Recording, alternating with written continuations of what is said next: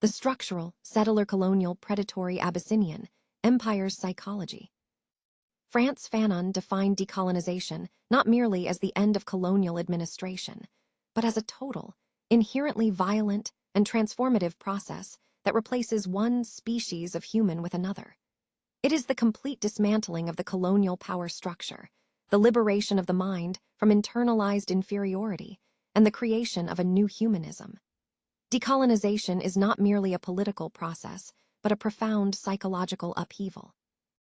It is a confrontation of decolonization between entrenched colonial structures, historical erasure, distortion, vilification, etc. of the colonized people. Often mythologized, the dependent Abyssinian settler colonial empire became a prime example of Ethiopian civilization, a misnomer in reality. Comparable to the Arab conquest of ancient Egypt, the Amhara-Tigrayan, often referred to as Abyssinian, settlers were the main agents of the cultural and political annihilation of the indigenous Cushitic African civilization that holds true to the very date. Drawing on Patrick Wolf's foundational assertion that settler colonialism is structural, not merely a series of discrete events, this paper examines the Euro-dependent settler colonial Abyssinian empire's legacy as a system of predatory assimilation, cultural erasure, and racialized subjugation of the conquered indigenous population of the Northeast Africa. Central to this analysis is the paradox of decolonization. While it demands the dismantling of systemic oppression, contemporary decolonial movements in the Oromo diaspora and anti-Abyssinian resistance are frequently undermined by historical amnesia, misplaced allegiances, and the corrosive grip of authoritarian legacies. This paper argues that the Abyssinian Empire's colonial matrix was not an organic state, but a constructed hierarchy sustained by predatory elites who weaponized both violence and ideological subterfuge. To move toward genuine decolonization, decolonial actors must reject superficial reformation and confront the entrenched psychological and material mechanisms of the operating structural colonialism. The structural nature of settler colonialism of Abyssinian Empire. Patrick Wolf's theory of settler colonialism as a structure, not an event, reframes colonialism as a totality, a system of dominance wherein settlers seek to replace indigenous populations and repopulate territories to legitimize their rule. The Abyssinian Empire, under figures like Tewodros II, Yohannes IV, Menelik II Haile Selassie to the contemporary war criminal global, pariah Abiy Ahmed, an illegitimate gang ruler, since exemplifies this structural logic. Far from being a natural extension of regional history, the empire was constructed as extended arms of European colonialism during the scramble for Africa. Through invasion, conquest, genocides, ethnocides, ecocides, enslavement, land grabs, occupations of territories of the Oromo people and the entire people of the South, an area more than 6 times larger and richer than Habesha proper, Tiger and Amhara mainly, to the whole South and the entrenchment of a racially stratified Amhara, settler elites. This elites, often dubbed by people, half devil and half Habesha, for their moral ambiguity and predatory survivalism, perpetuated a colonial matrix through 1. Land appropriation. The Abyssinian Empire systematized the theft of Oromo and the entire colonized lands of the South incorporated and incarcerated, via military campaigns and garrison settlements, eradicating communal tenures and replacing them with centralized, extractive governance. Land is life that holds profoundly truth to the great Oromo nation, and particularly for indigenous communities and rural populations who have an intrinsic connection with the earth. For them, land is not just a physical territory, but an integral part of their identity, culture, and existence. It is the source of their livelihood, providing food, water, shelter, and spiritual nourishment. The appropriation of land, therefore, is not just a matter of territorial acquisition, but an appropriation of life itself. When land is taken away, it is not just the physical space that is lost, but also the cultural heritage, traditional practices, and community bonds that are intricately tied to it. The displacement of people from their ancestral lands can lead to a loss of autonomy, dignity, and self-determination, causing irreparable harm to their well-being and way of life.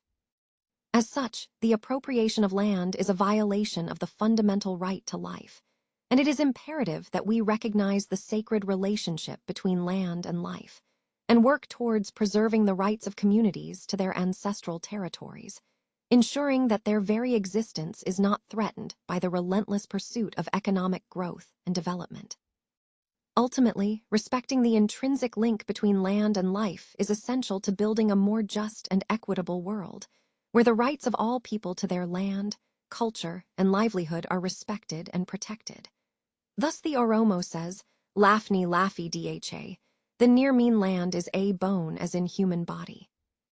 2. Cultural hegemony. The Amharization project enforced linguistic and religious hegemony, positioning the nominal Abyssinian Christianity as the sole tool of the mimicry of European colonial enterprise of 𝐾𝐬𝐲𝐽 war under the dress of civilization mission, to appropriate lands of indigenous people erasure of the authentic Aboriginal Oromo Gada practices and Islamic communities were marginalized as primitive or defective. 3. Economic exploitation.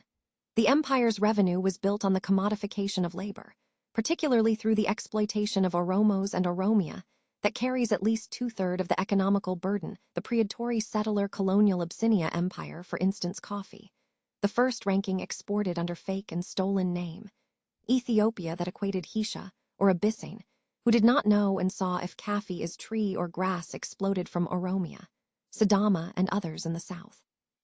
Revenue of other agricultural, minerals surpluses that Abyssinian elites hoarded resources for urban consumption and exports. These mechanisms were not incidental but constitutive of the empire's survival. As Wolfe notes, settler colonialism produces the native it subjugates, rendering the colonized excess populations within their own lands.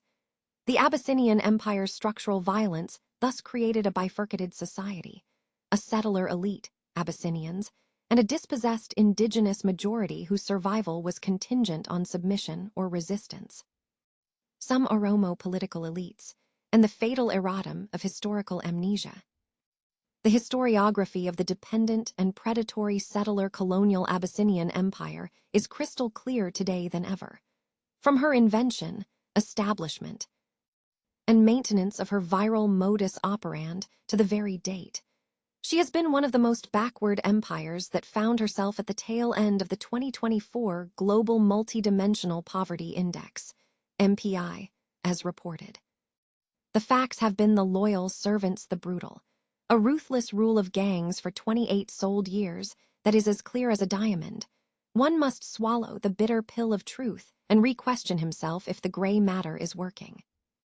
If we have the power to think, as an Oromo, and own uncontaminated healthy mind that can ferret out truth from myth and fables and purify from all its debris, there have been no determinate time and factors than now in the history of the liberation struggles of the great Oromo nation. Contemporary some Oromo nationalism, despite its radical potential, often stumbled into the abyss of historical amnesia at least for last 7 years than ever fatal erratum of Oromo politicians, aligning with forces that perpetuate colonial structures, mirrors Fanon's warning of post-colonial leaders who mimic their oppressors. The Oromo struggle, historically rooted in demands for autonomy from Abyssinian militarization, has been derailed by elites who deflect internal dissent as foreign interference. This narrative, akin to a colonial us versus them logic, distracts from the material realities of Oromo dispossession and reinforces cycles of conflict. The user's critique of Oromos as sheep following a shepherd underscores a critical psychological dynamic: the trust placed in unworthy elites who prioritize personal aggrandizement over collective liberation. This phenomenon is not new that the nominal local Oromo leaders collaborated with Abyssinian warlord and serve as workhorse since the invention of the empire like 𝐾𝐬𝐲𝐽 to the contemporary retro-fascist Naftenya, Abiy Ahmed. Such collaborations, framed as strategic alliances, instead validated the colonial hierarchy they opposed. The result is a dance with gangs, a term evoking the tragic complicity of non-Mile Oromo elites with Abyssinian and foreign powers, sacrificing their communities' interests for temporary gains or symbolic representation. The psychological toll of this amnesia is profound, believing they could circumvent colonialism rather than dismantle it. Fanon argued that decolonization requires a complete disordering of all the familiar landmarks of everyday life. Yet Oromo activists risk replicating the very hierarchies they reject by clinging to symbolic resistance, e.g., cultural reclamation, without addressing the structural underpinnings of their oppression. True decolonization demands not only the rejection of Abyssinian cultural hegemony, but the dismantling of neocolonial systems, including state surveillance, land privatization, and militarized repression. The corrosive legacy of Abyssinian warlords, half devil and half 𝐾𝐬𝐲𝐽. The Abyssinian Empire's endurance was not a testament to its intrinsic legitimacy, but a consequence of its ability to co-opt and militarize predatory warlords. The legacy perpetuated a cycle of self-aggrandizement and erasure like their ascent, marked a decisive departure from local outcasted chieftains figures like Kasa, Tuadros II, a son of a Kaso vendor, Menelik Roman II Saul Mariam, Haile Selassie, Tafari Makonnen to the current tenure Abiy Ahmed. These figures embodying the duality of the half-devil and half-𝐾𝐬𝐲𝐽. Their survival hinged on strategic violence, genocides, exterminating rivals, delusional war criminal and global pariah consolidated power by subjugating the entire southern populations since her invention and sanctify territorial expansion. Indeed, there is nothing in this brutal historical continuum to extol. Its hallmark has consistently been one of relentless self-aggrandizement and a pernicious brutality. The psychological trauma of this erasure is intergenerational. Oromos, long denied political agency, internalized the Abyssinian narrative of their own inferiority. Even after the 1974, 1991, 2018 revolution, Abyssinian elites retained control by co-opting Oromo cadres into their bureaucratic apparatus, ensuring structural continuity of the predatory settler colonial Abyssinian empire to the very date. The term half-devil and half-𝐾𝐬𝐲𝐽 thus captures the Abyssinian psyche, a moral corruption rooted in the imperative to dominate. Unlike European colonizers, Abyssinian settlers were not outsiders but ethnically distinct groups, Amhara, Tigray, who weaponized their cultural identity to subjugate others. This internal colonialism, as Aimé Césaire described, was subtler but no less destructive. It required the cultivation of a parasitic elite who saw themselves as guardians of a civilized culture against the barbarism of the South. These historical figures, in their deluded self-importance, sought to redefine their very essence and uniqueness, leading not to prosperity or unity, but to a perpetual cycle of relentless wars, widespread hunger, state-sponsored terror, mass displacement, and desperate flight, etching a legacy of immense suffering rather than any discernible benefit to the populace they claimed to rule. Conclusion: toward a decolonized psychology. The Abyssinian Empire's structural violence and the complicity of some miseducated degree holders and political leaders in its perpetuation reveal a critical truth. Decolonization is not merely replacing one dictator with another even worse dictators, but a battle for the narrative of the self, such as Oromoness, a radical change. As stated by Angela Davis, means grasping issues at the root, not superficial, that requires structural transformation to dismantle the oppressive Abyssinian settler colonial systems. To move beyond cycles of confusions and misplaced loyalty, decolonial movements must confront the psychological entanglements of colonialism, internalized inferiority, historical amnesia, and the seductive allure of power. The Oromo struggle, once a beacon of anti-colonial resistance, must reject the siren call of dancing with gangs one after the other, and instead build a politics that dismantles the substantiated structures of Abyssinian domination. Only then can the last become first, not through symbolic repudiation, but through the material and ideological reconstruction of a world no longer haunted by the half-devil and half-𝐾𝐬𝐲𝐽. In human history, There are only two things in life. Either one is free while liberated, or slave while colonized physically and mentality.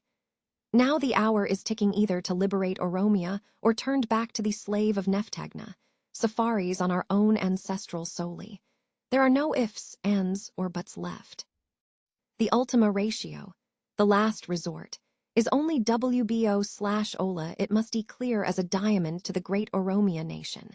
And the rest, all strange imported amorphous Greek or Latin words, can pack in one box and thrown into the garbage without a second of hesitation. The major cancer of Oromoness has been of the Neftagnanness of nominal Oromos, retro-fascists like Abiy Ahmed Ali, a cold-blooded killer whose reign has infected and hit 𝐒𝐿 circle.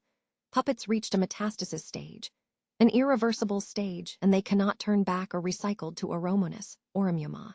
And they are found in final phase or apoptosis, now that upsurge on a daily basis entrenched gang of settler colonial elites that continue to shape Ethiopia's state apparatus. Victory, victory hand, to great nation of Africa, Oromo.